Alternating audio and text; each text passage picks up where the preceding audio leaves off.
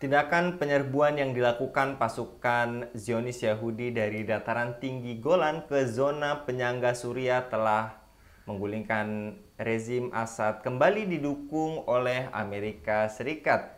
Juru bicara Departemen Luar Negeri Amerika Matthew Miller menilai tindakan tersebut sebagai upaya pembelaan dari Zionis dan dalam rangka mengantisipasi kehadiran musuh baru yang membahayakan posisi mereka di wilayah pendudukan Golan. Mengapa Amerika terus mendukung tindakan entitas Yahudi? Apakah ini standar ganda dalam kebijakan luar negeri Amerika, dan apa alasan utama Amerika serta Zionis Yahudi untuk memperluas dominasi mereka di Timur Tengah? Untuk mengulasnya kami terhubung dengan pengamat hubungan internasional Bung Budi Mulyana. Kita sapa terlebih dahulu. Assalamualaikum warahmatullahi wabarakatuh, Bung Budi. Waalaikumsalam warahmatullahi wabarakatuh, Baik Bung, Mas Adi. terkait lagi-lagi Zionis Yahudi yang terus menyerang dan belum ada tanda-tanda menghentikan, serta sekarang juga mulai menduduki wilayah Suriah meskipun dengan dalih keamanan. Menurut Anda, apakah serangan Zionis Yahudi akan berujung meluasnya wilayah mereka di Timur Tengah, Bung? Ya, Zionis Yahudi ya itu punya sejarah pendudukan sedari awal kemunculannya di tahun 48 ya. Mereka eh, walaupun memang saat itu belum disetujui, itu sudah mengklaim wilayah melebihi dari apa yang sudah dirancang oleh Majelis Umum PBB dalam resolusi tahun 47. Dan akhirnya itu menjadi wilayah existing yang diklaim oleh institusi Yahudi ini.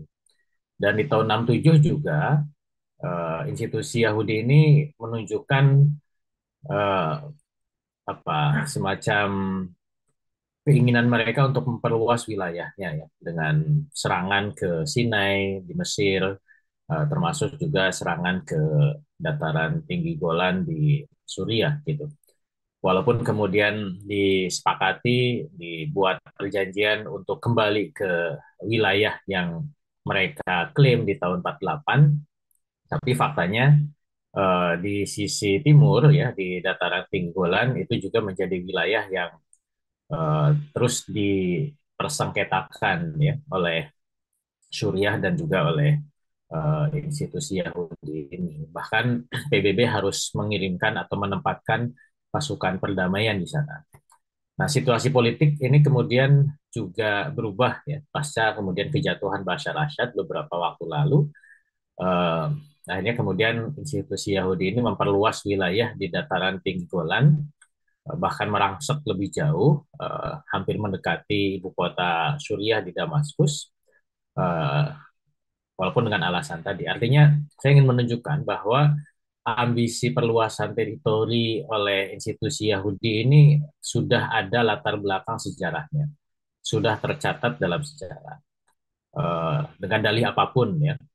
Tadi disebutkan terkait dengan alasan keamanan. Memang dataran tinggi Golan itu adalah sebuah teritori yang sangat strategis, dataran tinggi, wilayah yang bisa memantau uh, wilayah keamanan dari kejauhan, uh, arus logistik, arus orang, bahkan juga kemarin ketika terjadi konflik di Palestina, di situ serangan-serangan yang dilewatkan ke uh, wilayah yang diklaim oleh institusi Yahudi itu memang salah satunya dari arah timur ya, dan dataran tingguran menjadi tempat yang sangat strategis. Maka memang uh, ada wilayah-wilayah strategis yang bagi institusi Yahudi ini harus mereka kuasai gitu. Ya, salah satunya adalah dataran tinggi Golan, bahkan mungkin perimeternya bisa meluas ke kisaran sekitarnya gitu. Walaupun juga bisa kita kaitkan dengan uh, harapan ya atau apa semacam cita-cita negara serai raya yang ditunjukkan dalam bendera mereka, dua garis biru sungai di tepi kiri dan kanan wilayah yang sekarang klaim, itu juga bisa menjadi salah satu ambisi perluasan teritorial. Beberapa analis menyebut bahwa Israel Raya itu bisa sampai ke wilayah Irak gitu ya. Tentu kalau misalkan itu diseriusi oleh institusi Yahudi ini akan mendapatkan perlawanan dari negara-negara yang saat ini ada di wilayah tersebut ya. Untuk bisa sampai ke Irak kan dia harus melawan Suriah, harus melawan Yordan, harus melawan Irak gitu ya. Dan kebetulan saat ini kan situasi di Suriah sedang melemah, akhirnya kemudian institusi institusi Yahudi ini mengambil kesempatan untuk setidaknya ya memperluas ke wilayah Golan. Tapi tidak menutup kemungkinan dia bisa memperluas wilayah ke wilayah-wilayah yang dia coba klaim, walaupun tentu konsekuensinya akan mendapatkan perlawanan secara internasional. Walaupun kita lihat untuk perluasan ke dataran tinggi Golan ini kan masih diam ya. Negara-negara di kawasan Timur Tengah juga negara-negara Barat dan Amerika Serikat harusnya itu mendapatkan protes keras harusnya gitu, tapi saya lihat ini masih didiamkan. Berarti kan situasi ini masih menunggu bagaimana stabilitas di Suriah ya pasca jatuhnya Bashar Assad. Itu Mas Andi. Dan menurut Anda, Bung Budi, sejauh mana keterlibatan Amerika dalam membentuk peta politik serta militer Suriah pasca perang, dan bagaimana peran Zionis Yahudi dalam strategi ini, Bung? Ya, perjuangan para mujahidin di Suriah untuk menumbangkan Bashar Assad ini kan sudah terjadi lama ya. Mendapatkan kesempatan pada saat Arab Spring tahun 2011, namun memang situasi di Suriah ini kan sangat kompleks ya. Di situ ada kepentingan Amerika Serikat, ada kepentingan Rusia, kemudian juga ada kepentingan Iran ya. Sehingga sampai kemudian kejatuhan beberapa waktu lalu, Suriah ini relatif masih bisa dikendalikan oleh rezim yang berkuasa yang dulu dicoba ditumbangkan pada saat Arab Spring tahun 2011. Namun banyaknya faksi yang terjadi di Suriah ini juga menjadikan kondisi di Suriah ini kan tidak sepenuhnya stabil ya. Sampai akhirnya kemudian para mujahidin dari berbagai kalangan ya yang ada di Suriah ini mendapatkan kesempatan untuk bisa menjatuhkan Bashar Assad. Itu uh, perjuangan para mujahidin harus kita apresiasi ya sebagai upaya untuk melepaskan dari kezoliman penguasa setempat gitu, dan itu bisa mereka lakukan. Cuman kita harus tahu juga bahwa memang uh, ada negara-negara besar ya yang kemudian punya kepentingan terhadap Suriah. Tadi saya sebut ada Amerika Serikat, ada Rusia, kemudian juga ada Iran ya. Ya beberapa negara lain juga mungkin ikut terlibat kayak Perancis, Inggris ya, walaupun dalam skala yang lebih kecil. Sehingga uh, keberadaan kelompok-kelompok mujahidin ini juga ada potensi untuk dicatut ya, perjuangan mereka untuk bisa tetap mempertahankan kepentingan-kepentingan negara besar tadi ya. Karena bagaimanapun Suriah ini kan wilayah yang sangat strategis ya. Tidak akan begitu saja dibiarkan ya. Suriah ini secara independen untuk mengatur dirinya sendiri. Amerika punya kepentingan terhadap Suriah dalam konteks menjaga eksistensi eh, Yahudi ya. Juga terkait dengan masalah minyak, terkait dengan masalah alur logistik dan sebagainya. Artinya kemudian disinilah kita berharap para mujahidin ini berhati-hati dan harus cermat ya agar kemudian revolusi rakyat Suriah untuk menentang kezaliman itu tidak dibajak oleh kepentingan-kepentingan Amerika Serikat dan sekutunya, dan itu pasti ada ya kepentingan itu. Baik disisipkan secara langsung suplai logistik kepada para mujahidin yang mungkin dianggap sebagai bantuan, ada kesamaan kepentingan melawan rezim yang berkuasa, atau mungkin juga nanti dibuat skema-skema atau skenario-skenario politik ya. Mungkin dicoba dirayu untuk melakukan semacam pemilu yang bebas atas nama rakyat dan seterusnya. Padahal di situ kemudian secara politik kepentingan-kepentingan negara besar itu coba disisipkan. Itu Mas Andi. Ya, dan bagaimana menurut Anda terhadap dukungan Amerika Serikat terhadap Zionis Yahudi di Golan? Apakah bentuk pengakuan diam-diam atas klaim kedaulatan Zionis Yahudi di wilayah tersebut, Bung? Ya, Amerika Serikat itu kan sedari awal dia mengakui eksistensi institusi Yahudi ini. Dia melanjutkan bagaimana Inggris membidani kelahiran institusi Yahudi dan Amerika melanjutkan untuk membesarkan dan menguatkan, menancapkan posisinya di kawasan Timur Tengah gitu. Artinya setiap langkah yang dilakukan oleh institusi Yahudi itu pastinya disupport oleh Amerika Serikat, baik secara langsung ataupun secara tidak langsung.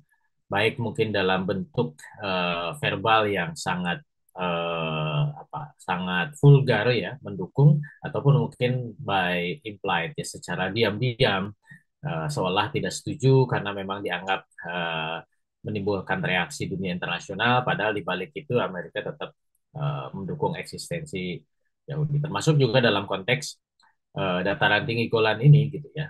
Dengan diamnya Amerika Serikat atau dengan tadi ya saya sebut sebagai implied nation ya, pengakuan secara diam-diam yang dilakukan Amerika Serikat terhadap uh, pergerakan institusi Yahudi untuk menguasai dataran tinggi Golan, bahkan kemudian merangsek masuk ke arah Damaskus, itu menunjukkan bahwa Amerika mendukung gitu.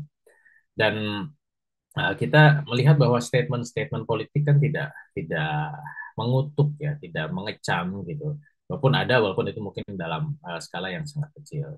Termasuk misalkan PBB yang ditempatkan di perbatasan itu kan tidak memberikan reaksi yang signifikan gitu ya.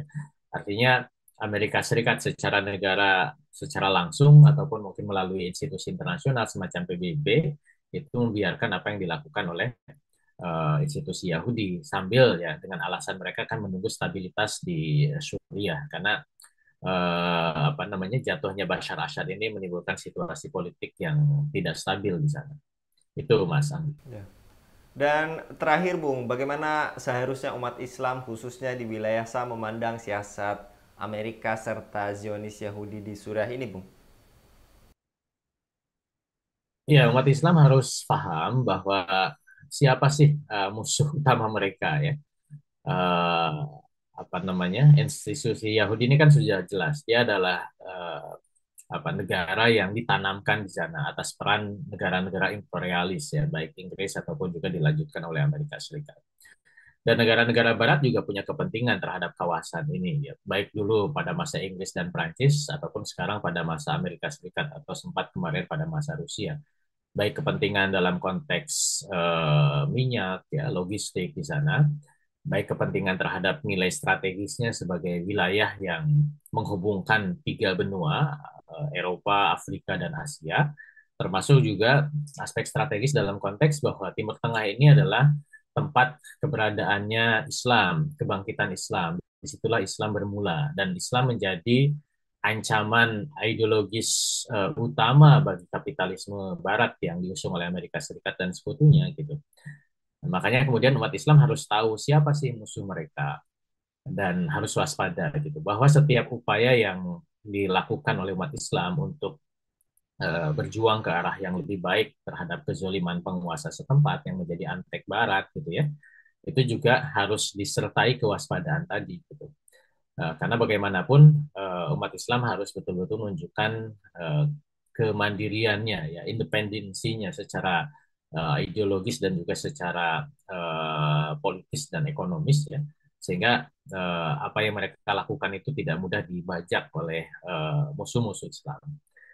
Sehingga dengan begitu mudah-mudahan revolusi yang terjadi di dunia Arab, termasuk di Suriah ini bisa mengarah kepada revolusi munculnya kembali kekuatan Islam yang menentang hegemoni Barat gitu. Jangan kemudian revolusi yang sesaat hanya menumbangkan rezim, tapi diganti oleh rezim baru yang justru mungkin lebih kejam lagi. Pelajaran dari Mesir itu harus jadi catatan ya. Arab Spring yang merupakan euforia politik dunia Islam setempat ya di kawasan Timur Tengah ini kan akhirnya kemudian dibajak oleh kepentingan-kepentingan Barat. Ya.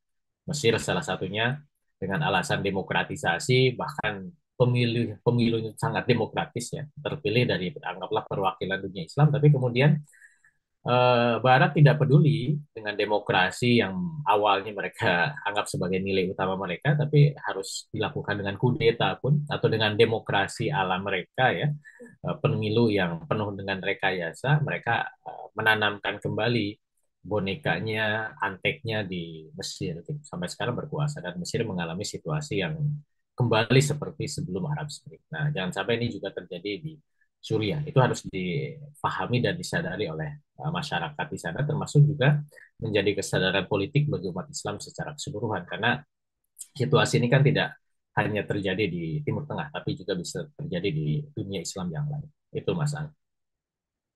Baik, jazakallah Bung Budi untuk pemaparannya pada kabar petang kali ini. Jadi memang kita sebagai umat muslim harus mewaspadai strategi baru dari para Zionis Yahudi beserta anteknya. Jazakallah sekali lagi Bung Budi, mudah-mudahan Bung Budi senantiasa dilindungi oleh Allah SWT dalam setiap aktivitasnya. Demikian pemirsa Ilava News, dukung dengan subscribe, share, dan like. Semoga menjadi kebaikan bagi kita semua di dunia dan di akhirat. Saya Anggi Suara undur diri. Assalamualaikum warahmatullahi wabarakatuh.